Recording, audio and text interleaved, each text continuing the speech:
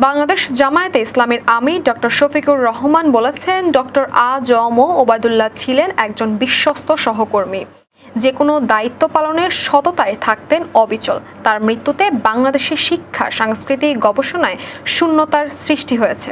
মঙ্গলবার বিকালে চট্টগ্রাম কালচার একাডেমির উদ্যোগে চট্টগ্রাম ইঞ্জিনিয়ার্স ইনস্টিটিউশন মিলনায়তনে প্রয়াত জামায়াত ইসলামী চট্টগ্রাম মহানগরীর নায়েবে আমির ও চট্টগ্রাম কালচার একাডেমির প্রতিষ্ঠাতা শিক্ষাবিদ, লেখক ও গবেষক ডক্টর আ.জ.ম ওবায়দুল্লাহর স্মরণে আলোচনা সভা ও দোয়া অনুষ্ঠানে প্রধান অতিথির বক্তব্যে এই কথা বলেন তিনি। অনুষ্ঠানে স্মৃতিচারণ করতে গিয়ে বারবার কান্নায় ভেঙে পড়েন ডক্টর শফিকুর রহমান। এ সময় তিনি দীর্ঘদিনের সহকর্মী ডক্টর আ.জ.ম ওবায়দুল্লাহর সাথে বিভিন্ন সময়ের স্মৃতি তুলে ধরেন এবং সবাইকে ঐক্যবদ্ধভাবে মজবুতির মাধ্যমে তার রেখে যাওয়া কাজ করে যাওয়ার আশা ব্যক্ত করেন।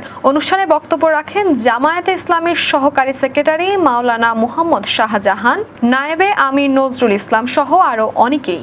আমি যখন এই গুরুদায়িত্বের কথা বললাম, একটা শব্দ উচ্চারণ অন্যরকম না করে আপনাদের বিবেচনায় আমি কি এটার জন্য আমার মিনিমাম উপযুক্ততা আছে? বললাম যে সে কারণেই তো আপনাকে কষ্ট দেওয়া। কোনো কিছু বললেন না, বললেন আলহামদুলিল্লাহ।